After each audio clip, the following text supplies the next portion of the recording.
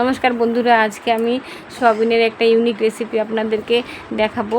প্রতিদিন বাড়িতে একঘেয়েমিভাবে সয়াবিন তৈরি করে খাই, আজকে একটু অন্যভাবে তৈরি করেছি।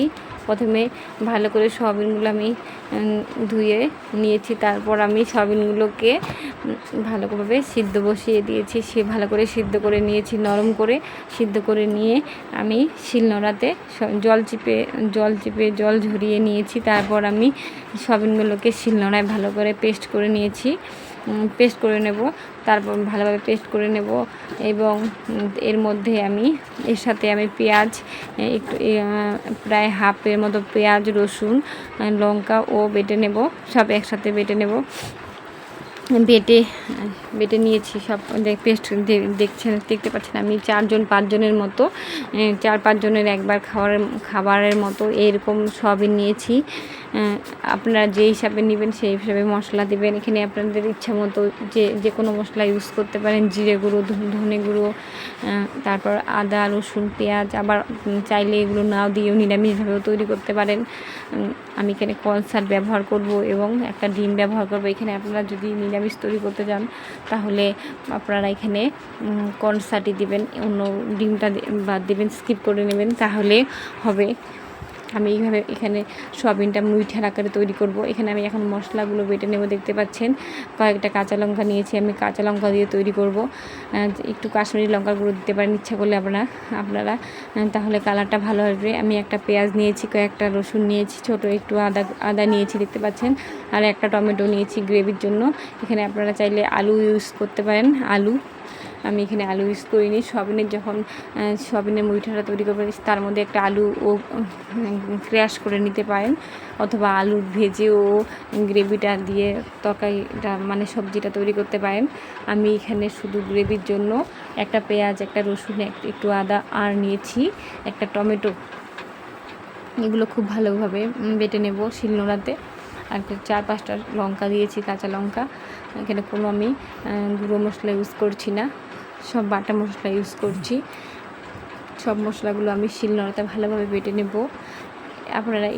আপনাদেরকে একটা কথা বলছি বন্ধুরা, আপনারা এইভাবে তৈরি করে না করে মিক্সিতে পেস্ট করে নিতে পারেন, অথবা আবার আপনারা নিরামিষও তৈরি করে খেতে পারেন। নিরামিষে ঘি অ্যাড করে দেবেন, তাহলে খুব ভালো লাগবে স্মেলটা। আমি এখানে পেঁয়াজ রসুন দিয়ে তৈরি করে দেখাচ্ছি আজকে আপনাদেরকে। আরেকটা সয়াবিনের আগে আরেকটা ভিডিও আপনাদেরকে দেখিয়েছি। আজকে একটু নতুনভাবে তৈরি করছি, একই রকমই একটু নতুনভাবে তৈরি করছি সয়াবিনটা। আগের দিন সয়াবিনের কিমা তৈরি করেছিলাম, আজকে সয়াবিনের মুইঠা তৈরি করছি। মশলাগুলো ভালো করে বেটে এবার আমি এক সাইডে একটা বাটিতে উঠিয়ে নেব। সব মশলা আমার হয়ে গেছে, দেখতে পাচ্ছেন বাটাটা। এবার আমি গ্যাসের ওভেনে কড়াই বসিয়ে দিয়েছি, তেল গরম হতে। আর এখানে আমি সয়াবিনের মধ্যে মশলা একটু গোলমরিচ গুঁড়ো দিয়ে দেব, লবণ, হলুদ, জিরে গুঁড়ো, ধনে গুঁড়ো, গরম মশলা গুঁড়ো, আপনারা যে কোনো মশলা ইউজ করতে পারেন। একটা ডিম ফাটিয়ে দিয়ে দেবো।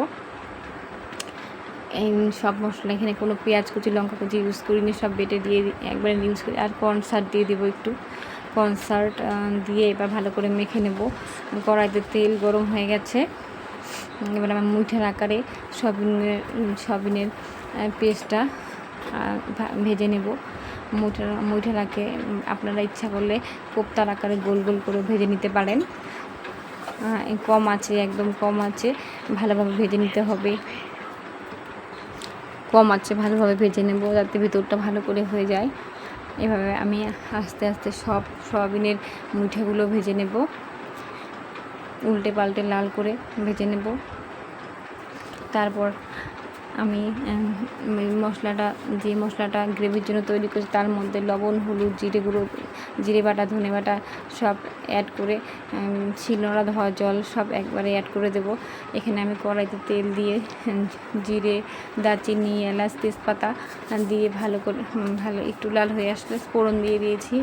তার মধ্যে আমি এবার যে গ্রেভিটার যে মশলাটা তৈরি করে রেখেছিলাম, একবারে লবণ, হলুদ সব দিয়ে নিয়েছি, একটু চিনি সামান্য পরিমাণ, যাতে কমিউনিকেশনটা খুব ভালো হয় গ্রেভির। তার জন্য একটু সামান্য পরিমাণ চিনি, 2-3 দানা চিনিও দিব।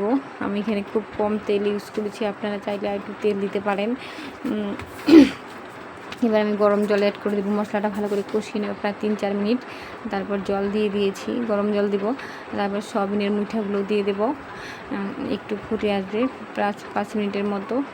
তারপর আমি এর সাথে গরম মশলা অ্যাড করে দেবো, সানরাইসের গরম মশলা, যাতে কাঁচা গন্ধটা চলে যায়। তারপরে আমি সয়াবিনের মুঠার তরকারিটা নামিয়ে নেব।